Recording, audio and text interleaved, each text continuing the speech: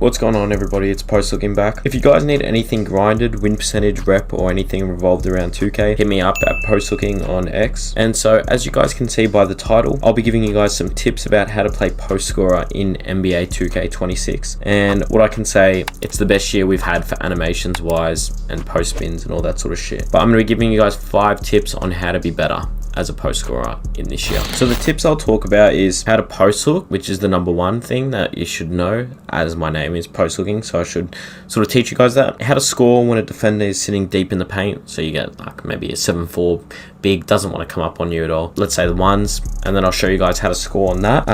Another way is how to score when you're getting pressed after you show the move that you can do, which usually happens on the ones quite a lot. Sometimes happens on the twos when you're getting pressed and all that sort of shit, but at the end of the day you should be right. Another broken move, as you just saw. And number 5, how to stop the pull the chair animation. So let's get into it. And just so as you know, I'll show quickly, this is coming from a reputable source, it's a good word. As always, 108 game win streak on the ones, and I'm currently at a 97 win percent in this game. So you guys know what I can do. If you've watched me before in previous years, always, even when the game sucked for post scoring, I'll still be good. But I can tell you guys now that post scoring is almost the best it's ever been. So how to post hook. Now, sorry about the gameplay in the background. It's from day one, so as you know, it probably won't be that good. But I do have silver hook specialist. So if I can do it with silver hook specialist, and anyone can do it, because I've got legend now and it's a lot different. So some people have been having issues with the post hooks and all that sort of shit. Now on the 2s and 1s is completely different.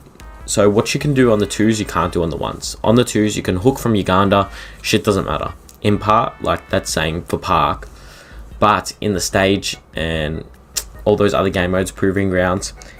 So I really don't have any tips for the 2s, because you can just sort of hook from anywhere. Like that's it. If you can't hook on the 2s core in the park, you got something wrong with you. I'm not gonna lie to you.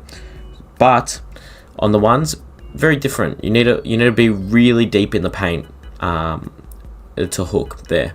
But if you're versing a 6'8", or I don't know what the requirement is, but anyone under a certain like height, you're gonna get it every single time. Open, hook, green. Like the bar's big, so if you miss, it's on you at the end of the day. Now what I will say about the post hooks is, it's 2K21 was the worst post scoring's ever been, in terms you could just spam one move and you could win every single game. And now I was a culprit. That was where I got my name and where I got big, because that move was unreal. But every 2K since, 2K's done a good job at like sort of understanding that, yeah, they can be good, but they can't be this good. So if you're just going to spam post hooks sometimes it's going to be working against some people, but if you do it against me, I'm going to stop you after maybe the 2nd or 3rd time if you're just going to spam post hooks, because I can just jump at you and that's it. If anyone gets over 40% contest, you're not going to make it. That's it at the end of the day. Last thing for the hooks, make sure you get your lethal zones. You won't understand how much they help until you do it. Lethal zone, Gatorade, all that sort of shit. You need your adrenaline to shoot post hooks this year and do anything. So as soon as your adrenaline's gone, you got 3 bars gone, your green window gets that small. So that's a close post hook. They're the ones that you do on the 1s. Okay, the next tip is pretty simple, and you guys will see it after this dunk. If a defender is sitting in the paint on you, make sure you shoot a floater. They are some of the most broken things we've ever seen in 2K's history, to be honest. Like the green window is so big. You'll see it right now. Watch how big this green window is. You can't miss, like genuinely. And look where I am. I'm back at the 3-point line. If you have the Bam Adebayo floater, there's some of the animations you get. Like look at this. You can't miss. Like seriously, look at that. I don't know if I'm good or something, but I don't miss a floater ever. And that's just the way it is. So if you guys know how to floater, just spam it, to be honest with you. Or if they're sitting in the paint, there's your free score. You can sometimes get 2 to 3 scores a game with it, easy. Okay, now this is one I was struggling with early on. This is the tip. When people press you, what do? You just got to relax, to be honest. That's pretty much the main tip. Just don't lose your adrenaline, and try not to hit R2 until you're in the paint. If they're sitting like that, deep on you, once they realize they can't, shoot that floater every single time.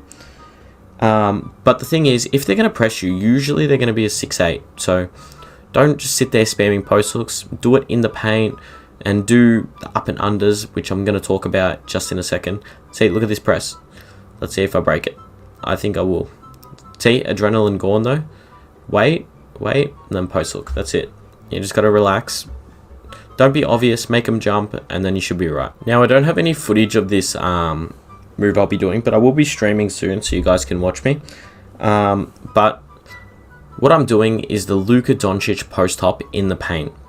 Now, what this does is it gives you the biggest screen window I've ever seen once they're jumping. Like, once they're jumped, or even on the ground, if they're small and like below 7 foot or whatever, that's a free bucket every single time, and that's what helped me stop these 6'8s that are running amok on the ones court. Like, seriously.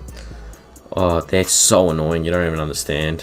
Here's the animation here. It's called the Luca Doncic post hop, and if they're small, they're not getting a contest. Now, I'm not saying do post hops outside of the paint. Never been my thing. I told you guys that in my last video. But in the paint, and then you get them jumping, it just adds a different move to your game. And that's the big thing about this. You can do so many different moves that get your defender thinking, what's he going to do? And then you put out a post hook, you put out a post pop, and then it's like, how do I guard this? And that's it. Now, the last move I'm going to talk about is the pull the chair. And a lot of people have asked me about this, and they've added it back. Now, this one did hurt me back in the day. When I used to verse Ticino, he never used to do it. And then one wager, the wager we did in 2K20, he pulled the chair constantly. And I didn't know how to react, to be honest.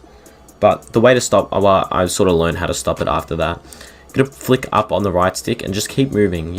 As soon as you see a guy do it to you once, then you know, alright, this is what I gotta do. I gotta adjust. I gotta flick up on the right stick. I gotta spam post spins. That's how I got out of that. That's what you're seeing right now. And to be honest, like, not many defenders know how to do it. It's been out of the game, not been that good in previous years. So, like, at the end of the day, unless they do it to you once, you don't really need to spam up on the right stick like this. But it does help when people are doing it, just so you know that you can beat it. It's not impossible. I hope you guys enjoyed this video today. That'll wrap it up. Hope you learned something new about post scoring, all that sort of shit. Streams will be coming soon. I've got surgery on Wednesday, so after that we'll be good to go, and I'll be home pretty much every day. So I appreciate everyone for sticking around to the end of the video. Like, subscribe. I appreciate you boys. I'll see you in the next one.